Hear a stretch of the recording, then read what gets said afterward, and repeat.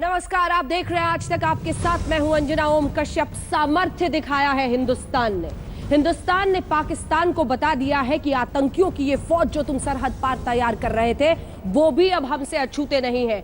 सरहद पार उन्हीं आतंकी कैंप्स पर पहुंची है जो टुकड़ियां। आइए उसके बारे में आपको जानकारी देते हैं। जी हां, सर्जिकल स्ट्राइक में घातक प्लाटून शामिल।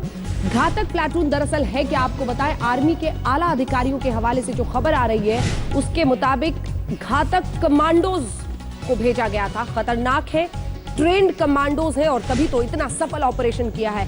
बिहार और डोगरा रेजिमेंट के कमांडो भी, याद रखिए, बिहार और डोगरा रेजिमेंट के कमांडो ही उरी हमले में शहीद हुए थे और इसीलिए उन कमांडोज को भी शामिल किया गया। मंजीत नेगी हमारे सहयोगी हमारे साथ इसी खबर पर जुड़ रहे हैं। मंजीत, सबकी नजर थी कि इन बेहतरीन कमांडर्स के बारे में और भी जानकारी मिले जिन्होंने सर्जिकल स्ट्राइक को अंजाम दिया।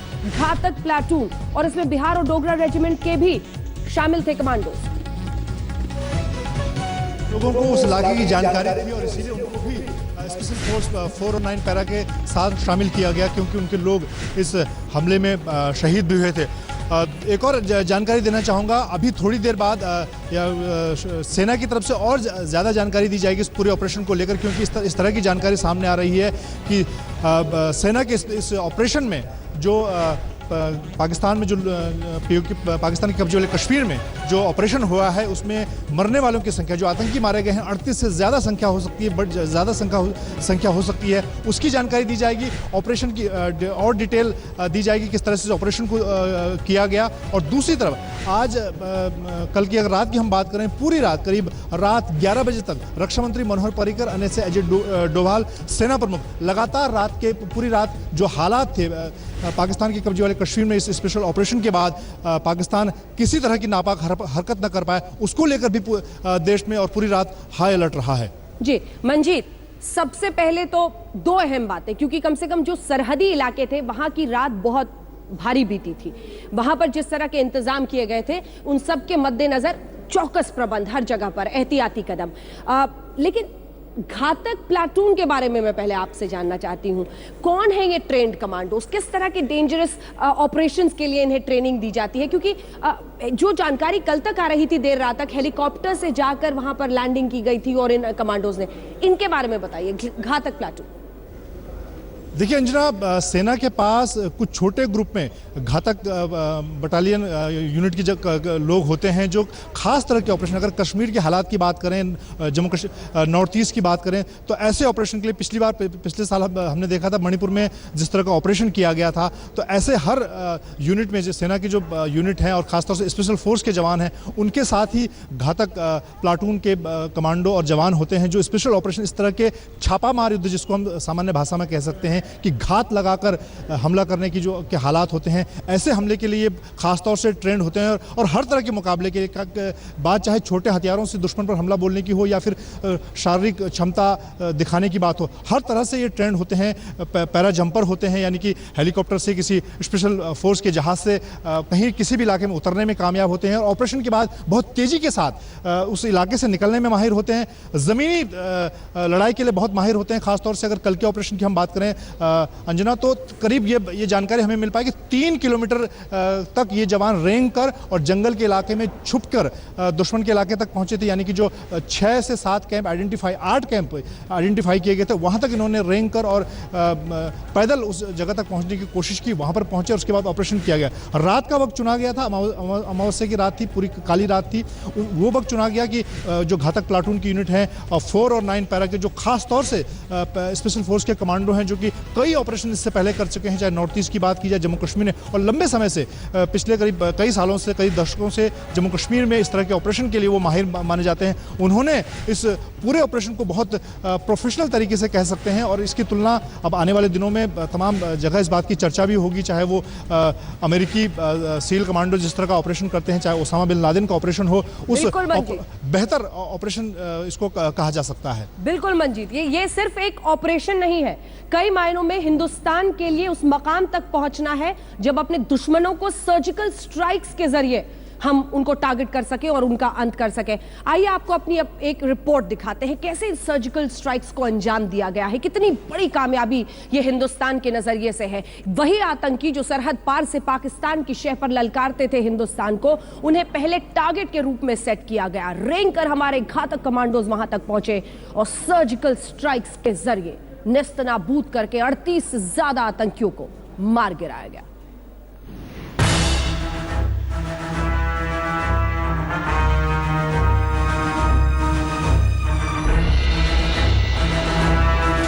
पैंतालीस साल बाद भारतीय सेना ने पहली बार एलओसी पार की तो पाकिस्तान के आतंकी नेटवर्क की कमर ही तोड़ दी। ये एक स्टेजिंग कैंप में थे और इस स्टेजिंग कैंप से वो निकलकर छोटी छोटी टुकड़ियों में, छोटे छोटे ग्रुप्स में इनको सरहद पार कराई जाती और सरहद पार करके ये हमारे जो बेगुनाह लोग हैं उनको मारते। इस वजह से एक प्रीएम्प्टिव स्ट्राइक करी गई और उनको सरहद पार करने से पहले ही वहाँ तबाह करा गया। समझने की ज़रूरत है कि जो आतंकी हैं ये उतने ही खतरनाक हमारे लिए हैं, उतने ही उनके लिए भी हैं। और अगर वो अपने आतंकियों को, नॉन स्टेट एक्टर्स को नहीं संभालेंगे तो हम संभालने में मदद करेंगे। हम अपनी सुरक्षा में पीछे नहीं हटेंगे। पाकिस्तान की अंतड़ियों में फंसे आतंकवाद की हमारे जांबाजों ने बड़ी सफाई से सर्जरी कर डाली। इस सर्जिकल स्ट्राइक में पैरा कमांडोज को लगाया गया। ऑपरेशन बुधवार रात 12 बजे शुरू हुआ। पुंछ से एडवांस्ड लाइट हेलीकॉप्टर ध्रुव पर 4 और 9 पैरा के 25 कमांडो सवार होकर पीओके में दाखिल हुए। नियंत्रण रेखा के पार हेलीकॉप्टर ने इन जवानों को एक सुनसान जगह पर उतार दिया। कमांडोज तवोर और M4 जैसी राइफलों, ग्रेनेड्स, स्मोक ग्रेनेड से लैस थे। साथ ही उनके पास under barrel grenade launcher, night vision devices और हेलमेट माउंटेड कैमरे भी थे। कमांडोज ने करीब 3 किलोमीटर का फासला रेंग कर तय किया। इन कमांडोज ने भिम्बर केल, तत्तापानी और लीपा इलाकों में चल रहे आतंकी कैंपों पर हमला बोल दिया। कमांडोज ने आतंकियों पर ग्रेनेड से हमला किया। अफरा तफरी फैलते ही स्मोक ग्रेनेड के साथ ताबड़तोड़ फायरिंग की। देखते ही देखते 38 आतंकी मौत के घाट उतार दिए गए। इस हमले में पाकिस्तान के 2 सैनिक भी मारे गए। हमारे 2 पैरा कमांडोज भी लैंडमाइंस की चपेट में आने की वजह से घायल हुए हैं। रात 12 बजे ऑपरेशन शुरू हुआ और 4:30 बजे खत्म भी हो गया। भारतीय सेना ने पीओके में इतने बड़े सर्जिकल ऑपरेशन को अंजाम दिया, लेकिन पाकिस्तानी सेना को इसकी भनक तक नहीं लगी। दरअसल सर्जिकल ऑपरेशन से पहले खुफिया एजेंसियां आतंकियों के लॉन्चिंग पैड पर पिछले एक हफ्ते से नजर बनाए हुए थे। रॉ और MI पूरी मुस्तैदी के साथ आतंकियों की हर हरकत पर नजर रख रही थी। रॉ और MI पूरी मुस्तैदी से आतंकवादियों की एक-एक हरकत पर नजर रखे हुए थी। सेना ने हमला करने के लिए कुल 6 कैंपों का लक्ष्य रखा था। हमले के दौरान कमांडोज ने इनमें से 3 कैंपों को पूरी तरह तबाह कर दिया। इन ऑपरेशंस को अब समाप्त कर दिया गया है, जिनका उद्देश्य केवल आतंकवादियों के खिलाफ कार्रवाई करना था। हमारा इन ऑपरेशंस को और समय तक जारी रखने का कोई इरादा नहीं है, लेकिन मैं ये यकीन दिलाना चाहता हूं कि भारतीय आर्म्ड फोर्सेस, सशस्त्र दल किसी भी कॉन्टिजेंसी के लिए हर समय तैयार हैं। इस ऑपरेशन के बाद तीनों सेनाएं और अर्धसैनिक बल हाई अलर्ट पर हैं। सेना और BSF की छुट्टियों पर भी रोक लगा दी गई है। जम्मू कश्मीर और पंजाब में सीमा से सटे इलाकों को 10 किलोमीटर तक एहतियातन खाली करा लिया जा रहा है। BSF की भी अतिरिक्त तैनाती की जा रही है। गुजरात से लेकर कश्मीर तक सीमा पर हाई अलर्ट लागू कर दिया गया है। गुजरात की समुद्री सीमा पर कोस्ट गार्ड को भी सतर्क कर दिया गया है। मंजीत सिंह नेगी, दिल्ली, आज तक।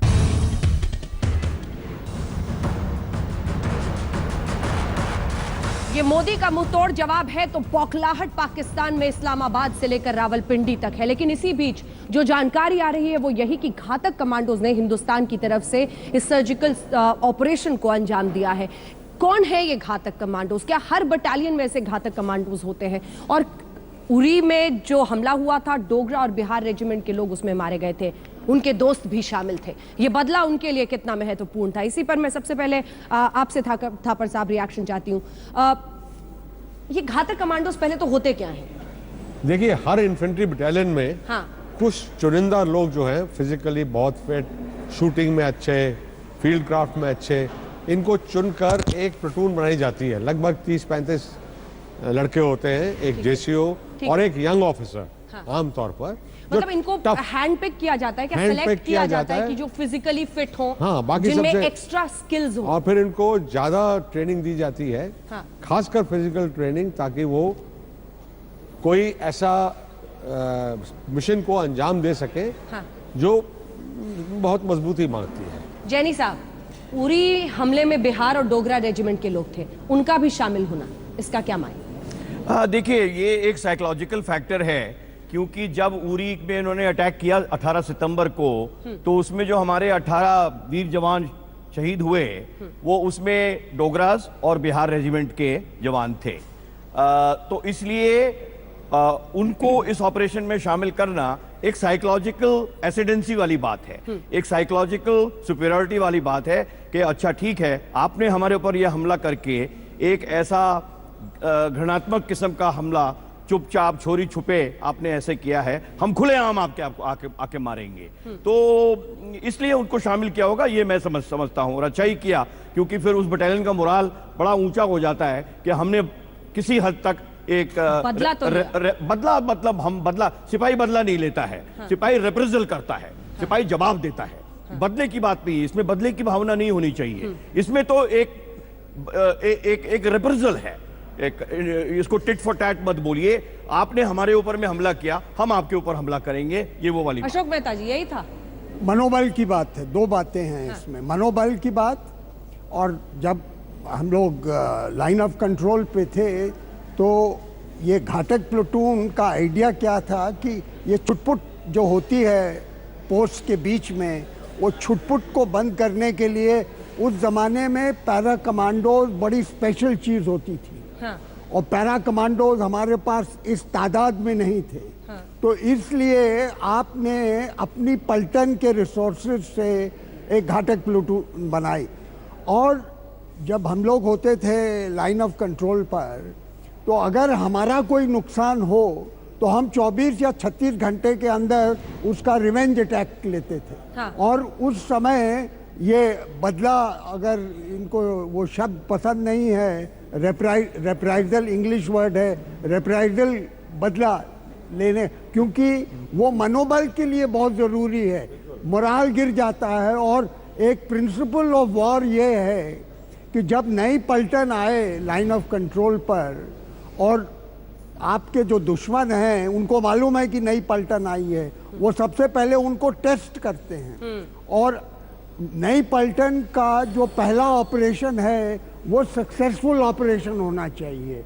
और इसलिए बहुत ज़रूरी है कि आपका जो इनिशिएटिव ऑपरेशन है वो कामयाबी से जबरदस्त स्किल्स। हाँ, हाँ। मैं यहाँ एक उदाहरण से आपके दर्शकों को समझा देता हूँ कि घातक प्लेटून कैसे काम करती है। अभी सबको सब फेमिलियर है कारगिल की लड़ाई में, तोलोलिंग की लड़ाई में, तो जब टू राजरिफ हमला कर रही थी उनके ऊपर, तो एक कैप्टन साहब को घातक प्लेटून के साथ दुश्मन के पीछे भेज दिया, ताकि मतलब वो काफी मतलब वो पीछे से घात लगा के पीछे से चले गए, और उन्होंने पूरे रास्ते काट दिए उनके, कोई रीइंफोर्समेंट आने के लिए या इधर से कोई जाने के लिए, बच के नहीं जाएगा।